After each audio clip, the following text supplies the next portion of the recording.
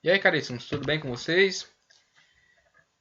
Quem vos fala aqui é o professor Eder Ramos, professor de redação, e vamos dar continuidade à nossa aula de redação do primeiro ano, aula 10, abordando sobre eixos temáticos na redação. Doutores, muito importante você ter o conhecimento sobre essa área para que você atinja a sua nota 1000 na redação do Enem. Então, vamos muita atenção nessa aula, que ela é muito importante para você desvirtuar algumas ideias de forma, na verdade, até de aprender de forma errônea para a sua produção textual. Doutores, antes de tudo, eu abordo o seguinte, que pelo ímpeto do aluno em tirar a nota 1000, pelo anseio no seu ano estudantil, no seu ano letivo, em que ele quer chegar até o dia da prova do Enem, ou se sair bem em concurso, ou na própria prova de redação, tanto Farias Brito como do colégio, ele fica tentando apostar qual é o tema que vai cair na redação do Enem ou do concurso em si. E eu tenho certeza que vocês já chegaram isso muito, perguntando para o professor, qual é o tema que vai cair? Qual é o tema que o senhor acha que vai cair, ou a senhora, dependendo do professor? E muitas vezes o professor, com medo, há muitas até professores inexperientes, com medo, e também na classe geral, com medo de demonstrar para o aluno que ele não tem um conhecimento profundo pelo assunto, ou irá demonstrar que não tem conhecimento sobre o que é possível cair na prova de redação. Ele sugere, vai cair tema sobre isso, vai cair tema sobre aquilo, vai cair, eu aposto, determinado tema. É um caminho errado, doutores. Por quê? Porque, isso, na verdade, eu vou contar uma coisa, mas hoje todo mundo deve saber. Que o professor ele não sabe qual é o tema que vai cair na redação. O professor de redação, doutor, se ele soubesse qual era o tema que ia cair na redação do Enem, o tema da redação não era algo tão esperado, algo para ser divulgado, algo para ser demonstrado como algo esplêndido, grandioso no dia da prova do Enem. Aí o aluno se questiona, se o professor não tem o conhecimento qual é o tema da redação do Enem, então seu trabalho ele está sendo inócuo. Não, doutores. Por que, que eu, nessa metodologia de dizer qual é o tema da redação do Enem, por que, que a metodologia é errada? Porque o professor, quando o aluno questiona, vai cair determinado tema, o professor fala, vai cair sobre tema tal. O aluno, a partir desse momento, direciona seu conteúdo, sua linha de raciocínio para dentro daquele tema. Claro que se ele quer saber qual é o tema, ele quer saber por quê? Para focar naquele tema. E o que é que acontece? Quando ele foca naquele tema específico, o professor está, não de forma intencional, mas como se fosse algo culposo, está induzindo seu aluno ao erro.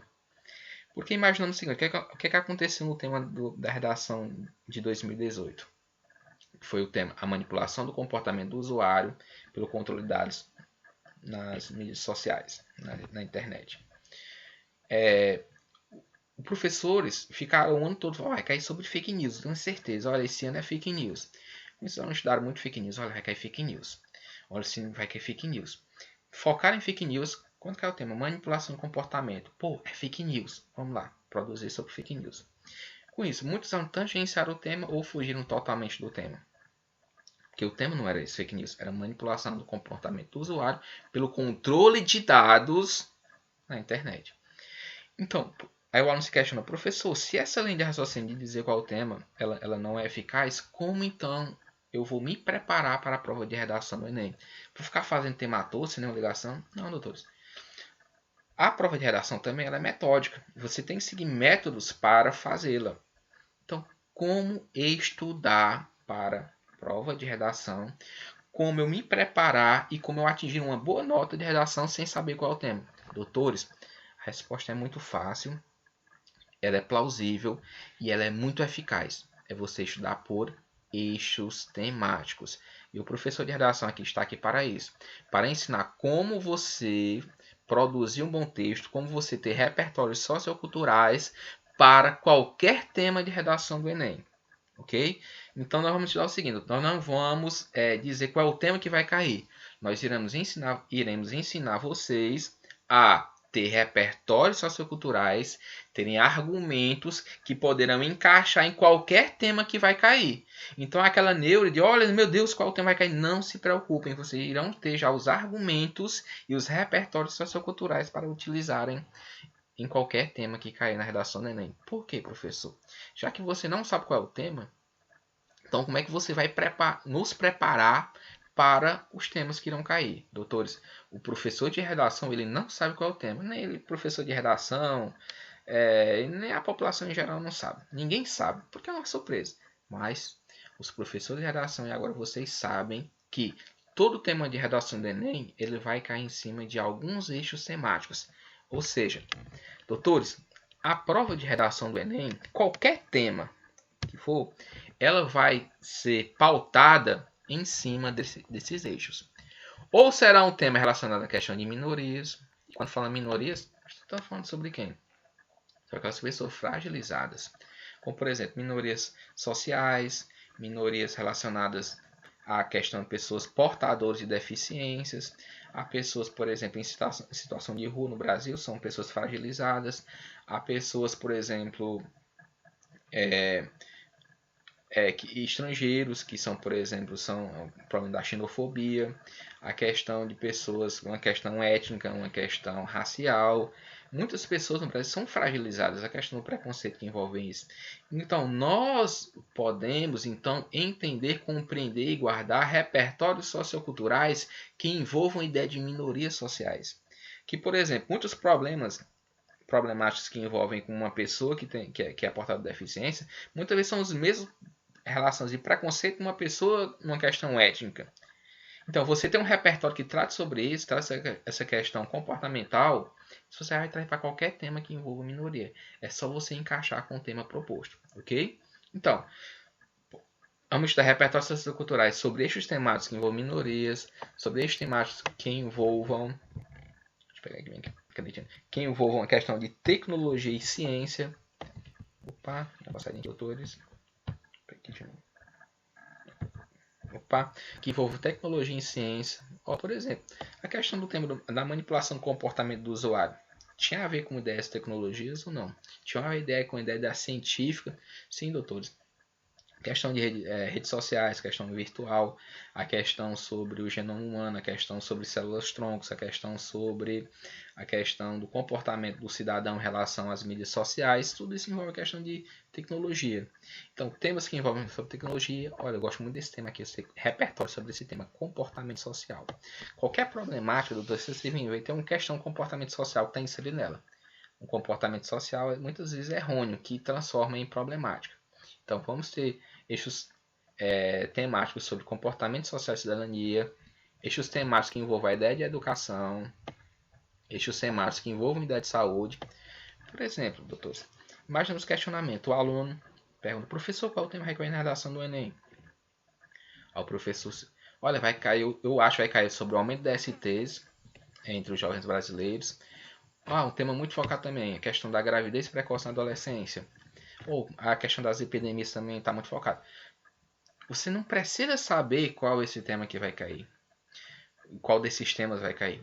Se você tiver repertórios socioculturais para a área de saúde, você já tem repertório sociocultural para abordar sobre qualquer um desses temas abordados.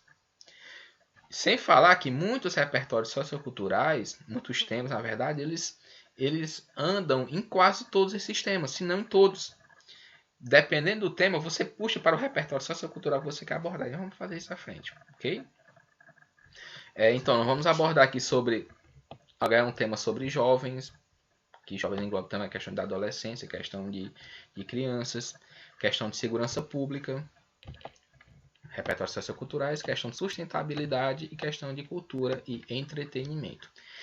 Todos os temas de redação do Enem ficarão restritos a este grupo de eixos temáticos. Qualquer tema de redação do Enem, se você tiver repertórios socioculturais para esses eixos temáticos, fique tranquilo que você tem argumentos e repertórios para qualquer tema de redação do Enem. Então esqueça aquela neura, qual é o tema que vai cair? Não se preocupe nisso, se preocupe em abastecer as suas redações a partir de agora com esses repertórios socioculturais. Então a importância de fazer temas, o professor, olha, faça temas sobre isso. Por quê? Por exemplo, se o tema for relacionado à questão ambiental, você já tem já trabalhou, sabe como trabalhar, tem em mente, já guardado alguns repertórios socioculturais sobre a questão ambiental. E claro, que isso repercutindo consequentemente para os demais eixos, ok? Doutores, vamos fazer aqui um pequeno exercíciozinho sobre essa questão de repertórios socioculturais. Vamos imaginar que esse tema que está posto aqui centralizado, sobre o tema os impasses do aumento da obesidade no Brasil. Ok? Então, vamos imaginar que o seguinte, sempre que nós pegamos o tema de início, o que é que nós fazemos, procuramos qual é o assunto, qual é o objeto de estudo, que é o recorte temático, e quais são seus delimitadores. Ok? Então vamos lá. Primeiramente, qual é o assunto? O aumento da obesidade. Opa, muito bem.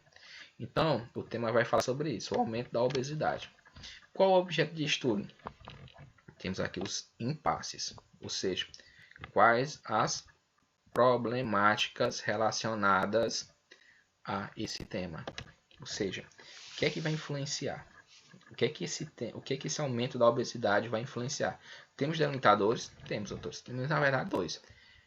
Obesidade infantil, ou seja, não é para você abordar sobre a obesidade de pessoas idosas, não é para você abordar sobre a obesidade de pessoas na faixa etária de 20 a 30 anos, para você abordar sobre o aumento da obesidade infantil no Brasil, ok? Quando falamos infantil, são crianças, pelo ECA, são crianças de 0 a 11 anos e 11 meses. Criança no Brasil. E, claro, falar sobre a obesidade no Brasil. Lembrar aquela velha perguntinha. Professor, eu posso, então, fazer uma referência. Eu sei que os Estados Unidos é um país onde as pessoas apresentam altos índices de obesidade. Posso interrelacionar? Pode, doutor. Pode interrelacionar. Professor, então, eu posso interrelacionar aqui na China, aqui nos países asiáticos, as pessoas têm uma conduta alimentar baseada em frutos do mar, em peixes. Posso basear e trazer essa... Pode, doutores. O importante, isso você pode interrelacionar. Isso, na verdade, é um repertório geográfico, comparação de semelhança ou contraste. O que eu quero dizer é que você tem que focar nos problemas no Brasil, trazer simplesmente como referência. Não ficar simplesmente falando sobre o que ocorre nos Estados Unidos ou na Ásia e pautar sobre ele simplesmente, ok? Então vamos lá, vocês entenderam a partir disso, né? Então vamos lá. Professor, e agora? Eu sei que o tema eu tenho o aumento da obesidade como assunto, os impasses como objeto de estudo, nosso recorte temático, e claro, a questão da obesidade infantil e no Brasil como a ideia de delimitadores. Qual é o eixo temático que eu irei seguir? Doutores, vejamos. Vejamos como se você tem o repertório de argumentos, de repertórios socioculturais que envolvam sobre esses eixos temáticos, aí vai depender de você qual eixo temático você quer seguir. Você pode seguir por vários. Vamos imaginar o seguinte, se a minha linha de raciocínio, meu tema, aborda sobre essa questão de preconceito voltada, porque o texto motivador ele vai lhe dar um endereçamento. Esses impasses. Quais são os impasses que você quer abordar? Você quer abordar sobre uma ideia de preconceito? Você quer abordar sobre a ideia de bullying que está sofrendo, doutores? É uma questão. Essa questão de você estar trazendo essas crianças como pessoas fragilizadas, como uma minoria social. Quando falo minoria social, pessoas que são ou alvos de chacotas, ou alvos de bullying, ou alvos de cyberbullying no meio social.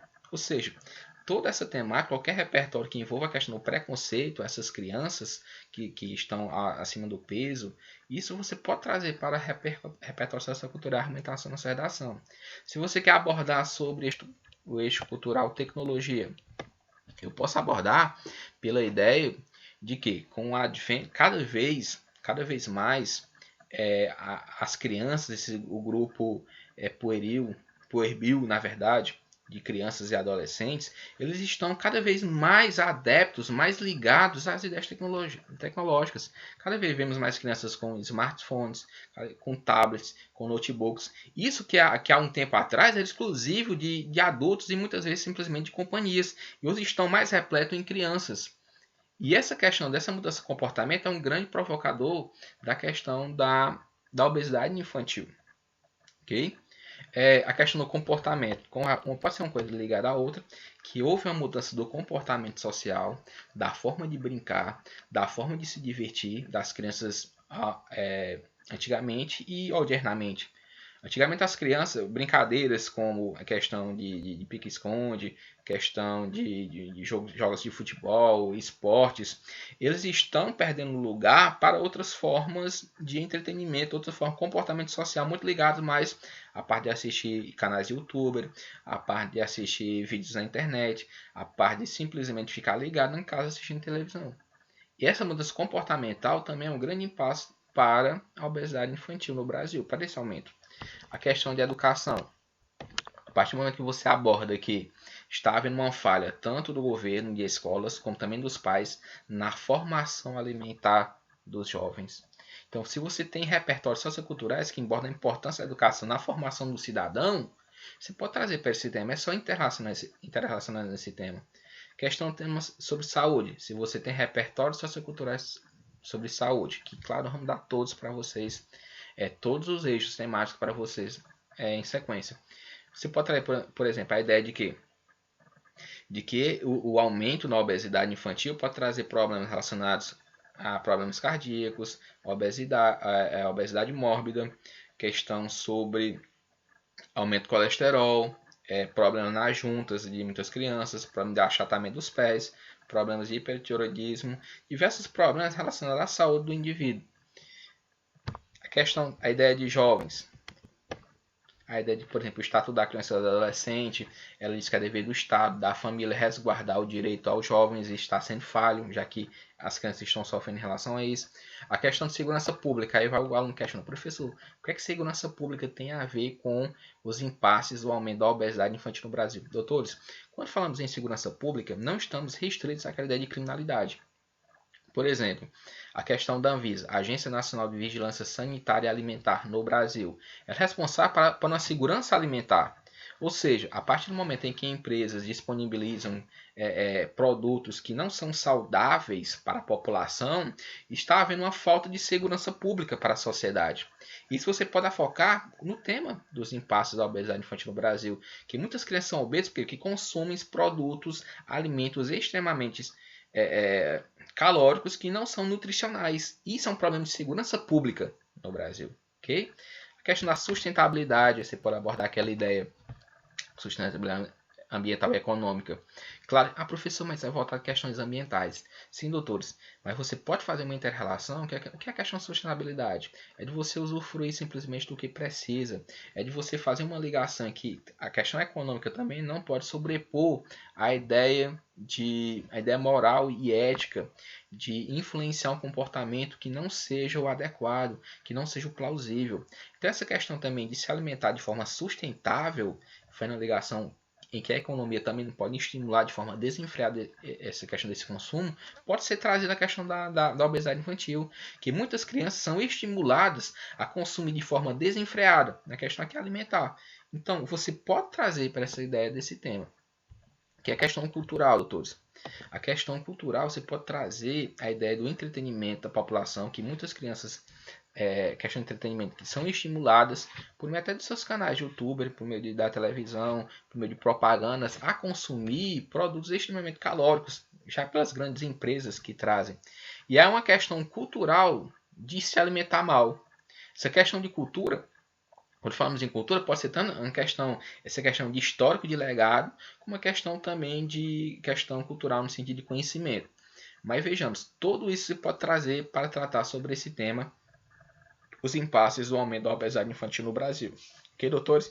Vejamos que você tendo conhecimento sobre esses eixos culturais, repertório sobre esses eixos culturais, quando chegou no tema, você olha só, qual meu tema? Eu vou levar para qual lado? Para qual eixo cultural? A partir do momento que você sabe para qual eixo você vai levar, você tem se é para determinado eixo, eu tenho determinados repertórios socioculturais que encaixam em determinado eixo. Ok, doutores? E vejamos que diversos temas, nesse eu puxei para todos, mas diversos temas você puxa para 1, 2, 3 eixos culturais. Se eu como professor de redação, eu tenho mais prática com isso, eu puxei para todos. Mas geralmente você puxa para 2, 3 eixos culturais e você fica com diversos repertórios socioculturais prontos para produzir o seu texto, a sua redação. Então, doutores, aqui vai umas dicas. Vamos trabalhar a partir de agora sobre algumas modalidades de eixos temáticos para você abordar nas suas redações. Como, por exemplo, eu falei para vocês podem fazer eixos temáticos que envolvam minorias. Professor, mas não tenho conhecimento nenhum. Eu não me lembro nenhum eixo que trate sobre essa ideia de minorias. Doutores, estou expondo aqui para vocês. Vou pedir que seja inserido no Drive também da escola para que vocês tenham acesso a diversos eixos culturais. E agora vamos tratar sobre eixos que envolvam a questão de minorias sociais. Por exemplo, qualquer tema que envolva uma minoria social, você já tem esses eixos prontos. E claro que não são todos. Aqui são um esboço de você, claro, para procurar mais, simplesmente para nortear o seu conhecimento, ok? Por exemplo, doutores, cai qualquer tema que envolva a questão de minoria social. Você pode iniciar citando a teoria, deixa eu pegar aqui a teoria carnavalesca, doutores. Olha só, teoria carnavalesca.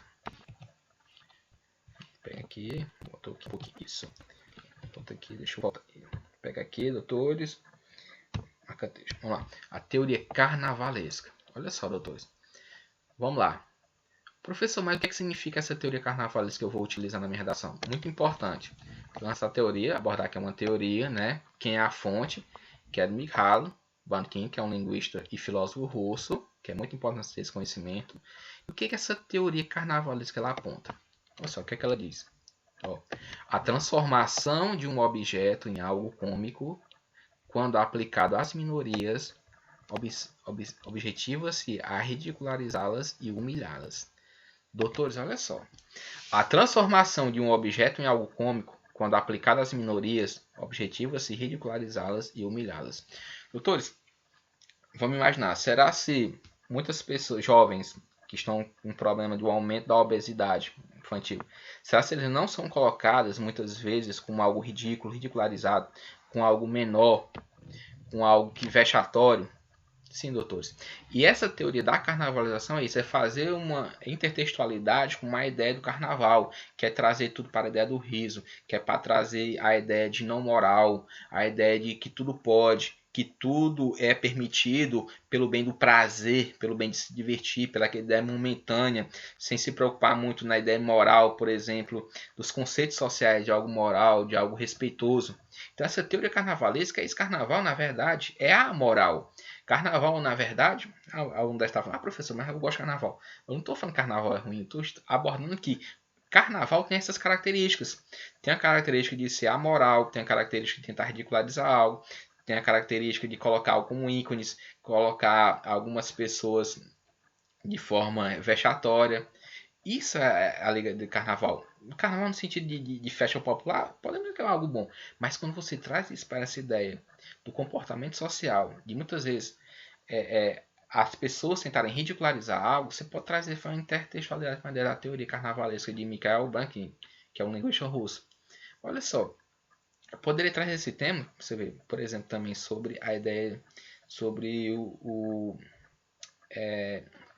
a questão do mundo Brasil, sobre os limites do mundo Brasil, que já foi até tema de redação desse ano. Será se os limites do mundo Brasil, os humoristas não estão muito com essa ideia de tentar ridicularizar de qualquer forma, simplesmente abordando, mas é uma festa, é uma cultura. Porque no carnaval acontece isso muito, aparecem mulheres seminuas em espetáculos, pessoas namorando com 2 ou 3 durante aquele evento, que isso é uma festa comum, por exemplo, se for num forró, a pessoa namorar com 3, 4 ali, já acho mais ridicularizado. No carnaval é algo mais normal. É como se naquele período tudo fosse aceitável.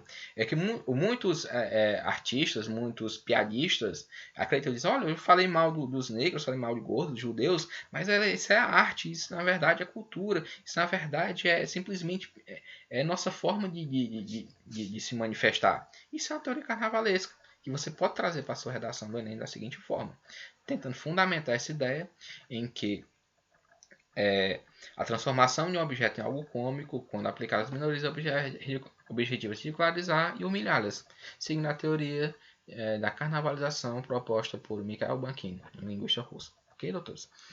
Temos uma teoria também de um grande filósofo brasileiro contemporâneo, Leandro Carnal. Quem não tem conhecimento sobre esse cidadão aqui, que é um historiador. Ele é historiador e filósofo, tem muito conhecimento sobre história, tanto brasileiro como global, como também é um filósofo brasileiro contemporâneo. Em seu livro, que são Todos contra Todos, né, aqui é uma obra, você sabe a importância que é um livro, em que tem uma teoria que aborda todo ódio é um autoelogio. O que é que o Leandro Carnal quer abordar sobre isso? Olha só, ele aborda aqui. Quem odeia vê-se superior ao seu objeto de ódio.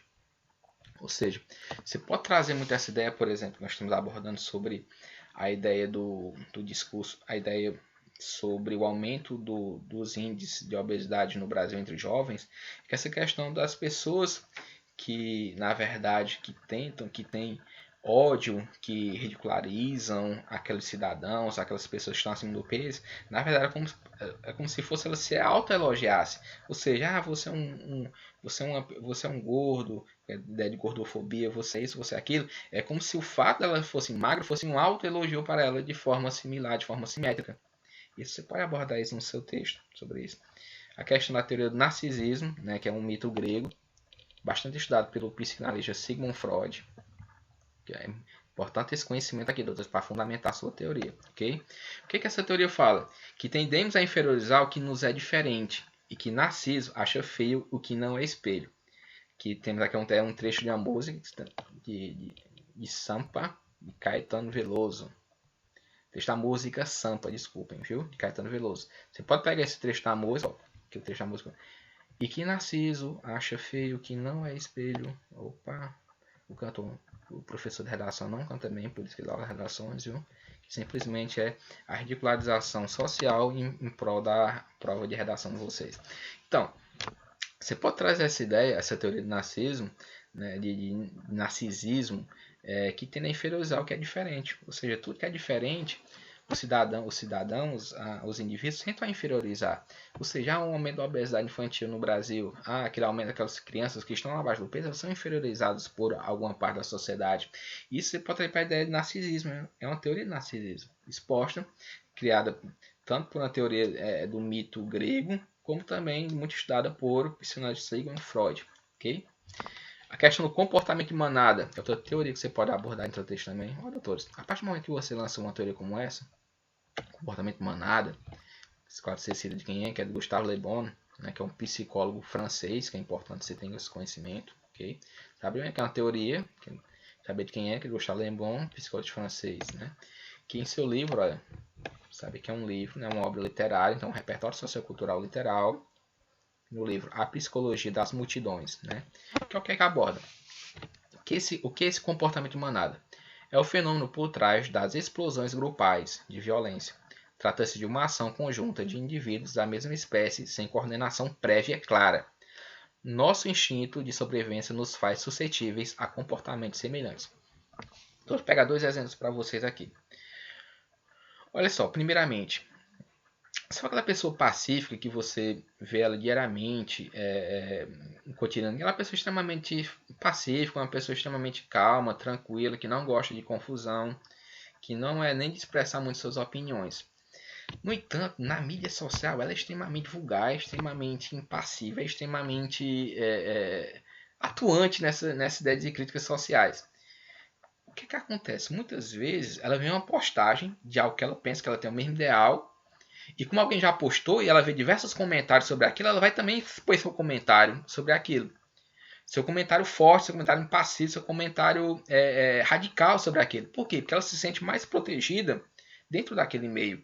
Já que tem pessoas que concordam com ela, pessoas que pensam igual a ela, ela se sente mais apropriada e mais aceitável em expor também aquele pensamento ali. É como se fosse o pensamento do grupo. Isso acontece muito em temas relacionados à cultura do ódio, nas mídias sociais. Acontece muito questão de cyberbullying. Por exemplo, em campos de futebol, estádios de futebol, em que muitas vezes acontece aqueles ritos racistas, né, de chamar pessoas de jogadores de futebol de macacos. Isso. Você vê que muitas vezes, me chamou muita atenção, algo que ocorreu, é um jogo do Grêmio, se eu não me engano, em 2016, quando o goleiro Aranha ele foi chamado de macaco, né, por quase todo o estádio do Grêmio. Né. Só que a câmera filmou uma jovem de mais por volta de 20 anos, chamando leito labial, né, percebeu chamando o goleiro de macaco, né. E claro, foi indiciada por crime de injúria racial. E eu vi o depoimento dela no outro dia, a um jornalista abordando que ela tem amigos negros, que ela não é racista, é porque ela viu a população lá chamando e ela foi na onda.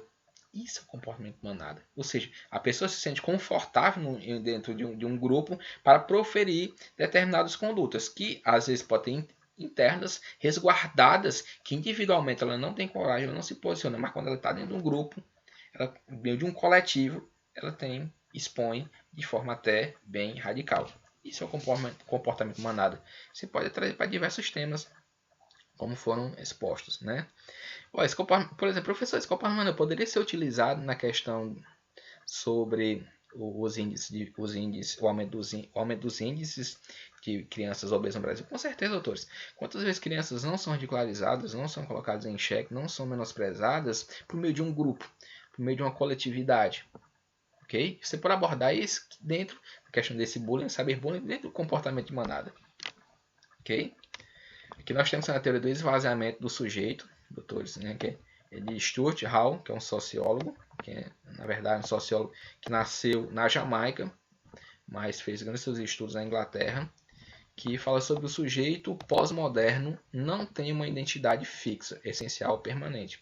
Fala muito sobre a fluidez de pensamentos do personagem, de como a sociedade muda, se comporta, muito parecido com a teoria do... Até aqui em cima de novo. A teoria do sociedade líquida, né, de Bauman. Ok? Aqui é pelas metamorfoses que a sociedade, que o ser humano passa, né? Você pode do esvaziamento do sujeito social, ok? Item 6, o anonimato coletivo. Aquela mesma ideia, doutores, que eu abordando para vocês. Um cidadão, que é a questão de crimes virtuais, em especial, de quando... primeiramente abordar quem que é de Paul Ricoeur, que é um filósofo, né? Eu conselho para vocês. O outro desaparece no anonimato coletivo, na impessoalidade das ações conjuntas. É muito isso, doutores, de que você fazer algo de forma coletiva, você é como se não fosse sua opinião, da sua impessoalidade. É como se fosse o grupo que tivesse um pensamento. Novamente, a questão de cyberbullying, de bullying, a questão sobre crimes virtuais, muito utilizado. E a negação da autoridade. Alteridade. Alteridade não é autoridade, não. Alteridade quer dizer o seguinte, que alteridade, quem deve se importar comigo sou eu. Algo que está íntimo dentro de mim, né? Por exemplo, no direito ele fala o seguinte, se eu pensar em matar alguém, pensamento, não é tentativa, não é forjar algo, não, pensar. Eu posso ser culpado por isso? Não. Por quê? A partir de quando eu simplesmente penso, olha, eu pensei em matar alguém, eu pensei em matar fulano de tal, posso ser condenado? Não, porque eu só pensei. Eu não extrapolei, não saiu para fora do meu pensamento. É algo outro. Ou seja, tudo que está dentro de mim, tudo que eu penso, não pode ser infringido por alguém. E essa negação da autoridade, segundo Richard Tim de Souza, que é um filósofo brasileiro, ele fala o seguinte, olha só. Nega-se o próximo o seu direito para, assim cometer-lhe qualquer tipo de violência. Toda violência tem um fundamento, a negação da autoridade. O que é a autoridade? É um pensamento de você, tem um pensamento de seu próprio. Por exemplo, doutores, questão de temas relacionados à questão da LGBT. A partir do momento que a pessoa assume que ela é homossexual, que ela é bissexual, que ela é qualquer, aquilo infringe nada mais nada menos do que a ela no momento, acredito. Que você pode respeitar ou não, concordar ou não. Agora, é um direito nosso também de concordar ou não. Agora, quer dizer assim, o que é que eu tenho a ver?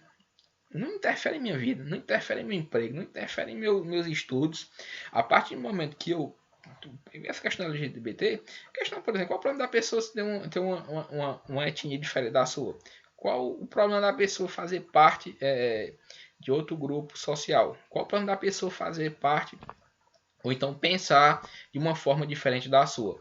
A partir do momento que nós nos preocupamos com o que a pessoa pensa diferente, ou seja, o pensamento está íntegro, nós estamos fazendo negação da alteridade, que é o direito de você pensar, que é o direito de você ter aquele posicionamento, que é o direito de você ter uma visão sobre aquilo.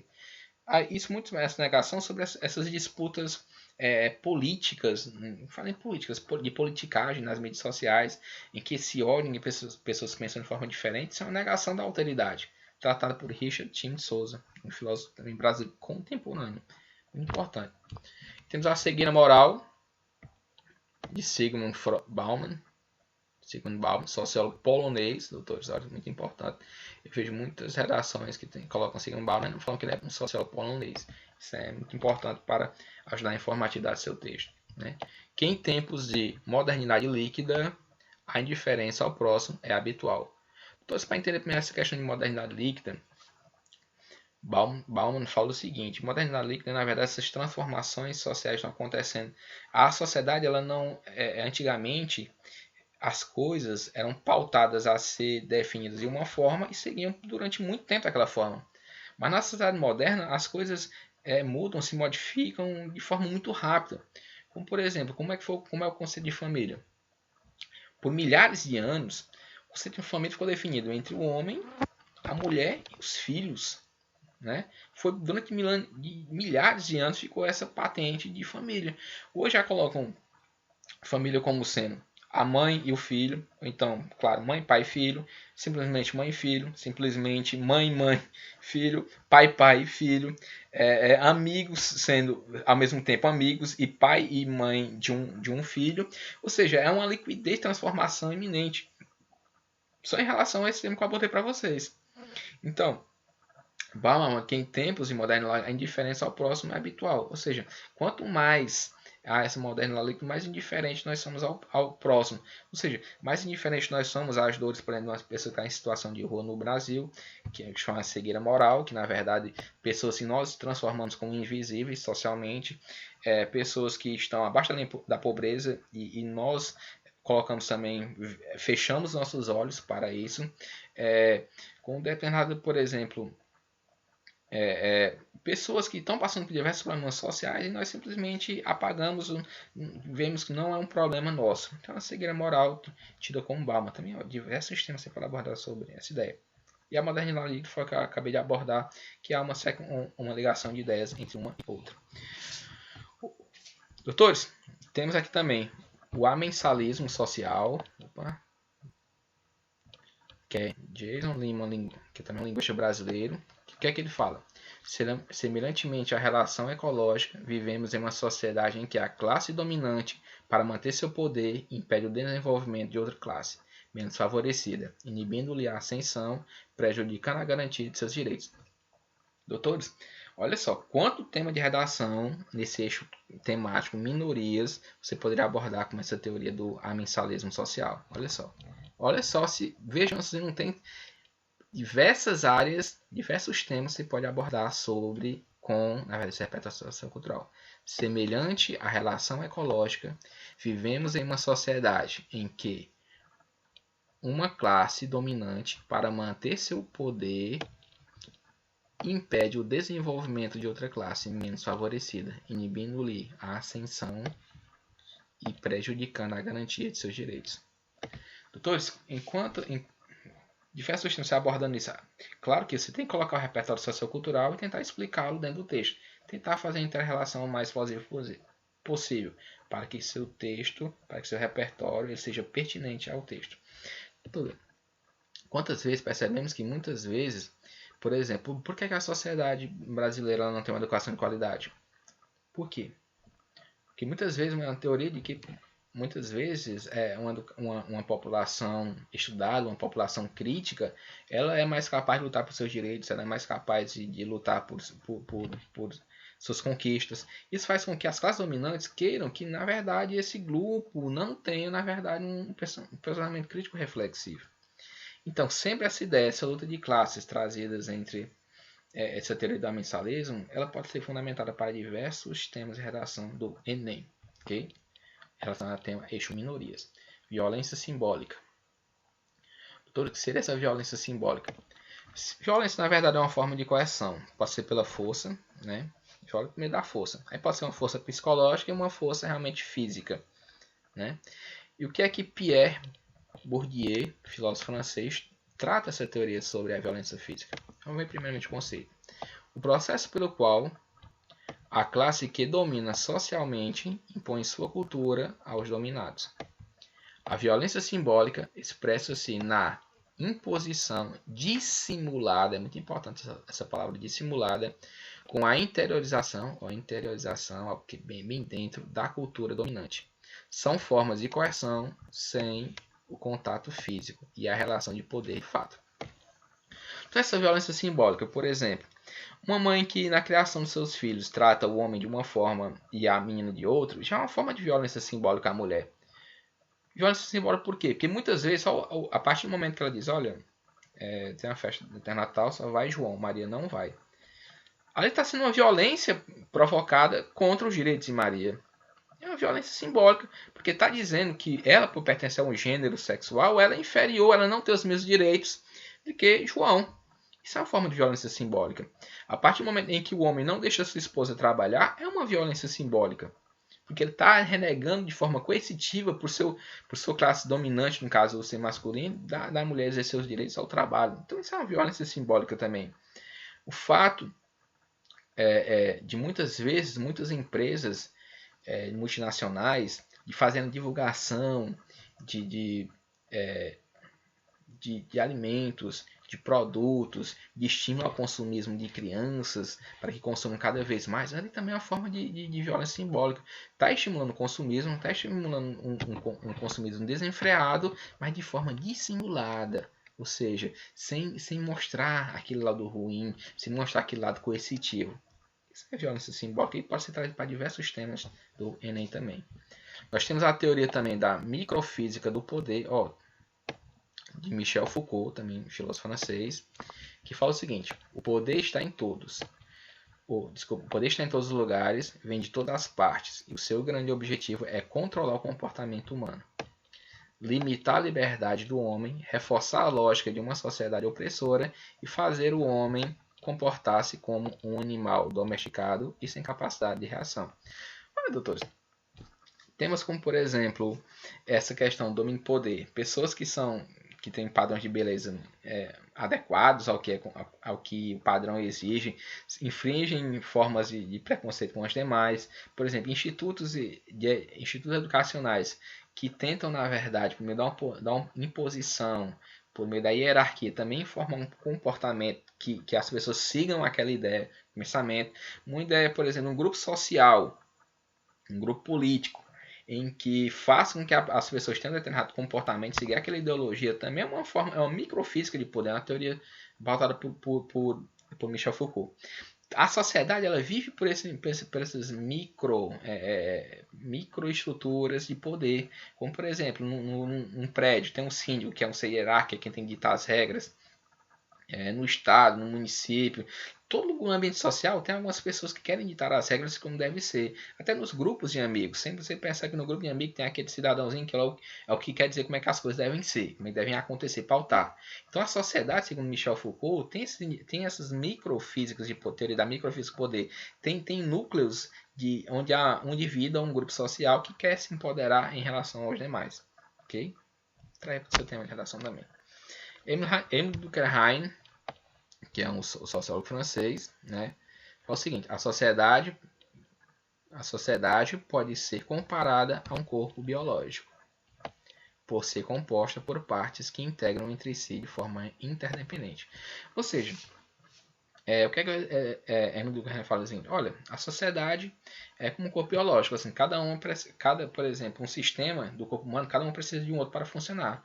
A mesma coisa a sociedade. A sociedade precisa de todos os indivíduos que trabalham de forma interdependente para que o meio social se desenvolva, para que o meio social ande de forma plena. A partir do momento em que um ser social ele sai desse controle, ele sai, na verdade, dessa conjuntura, ele atrapalha o meio social, ele atrapalha o desenvolvimento, ele atrapalha a sistemática social. Por isso que Durkheim faz essa analogia com o corpo social ao corpo biológico. E nós temos aqui uma obra literária, Utopia, de Thomas More, também conhecido, que é um filósofo renascentista inglês, que ele falou o seguinte: o que é utopia? A existência de um lugar onde as injustiças sociais sejam ausentes e a plena realização de um povo. Você pode trazer a ideia de que, na verdade, por exemplo, num tema sobre uma estratégia sobre contraste, trazer aqui sobre Thomas More, né, que traz uma ideia de utopia, de um lugar ideal, pleno, existência onde as pessoas têm uma realização plena, e mostrar como é a realidade que acontece em relação a essa temática abordada sobre o tema. Pode ser muito plausível na redação de você, né? Vocês, autores. E, para finalizar, a teoria de George Berkeley, que ele fala o seguinte: ser é ser percebido, ou seja, ser é ser olhado, é ter atenção, é ter displicência com aquilo. Ser é ser percebido, é não ser ignorado, é não fazer parte de uma minoria, é não fazer parte de uma mazela, é não ser fragilizado socialmente. Ok, doutores? Então a aula de hoje foi sobre isso, sobre estes temáticos voltados à questão de minorias sociais. Claro que você pode estar procurando mais, focar mais sobre esses temas, mas simplesmente foi uma aula de apoio, ok? Beleza? Na próxima aula nós iremos então trazer mais temas relacionados à ideia de eixos temáticos. Ok, doutores? Até a próxima.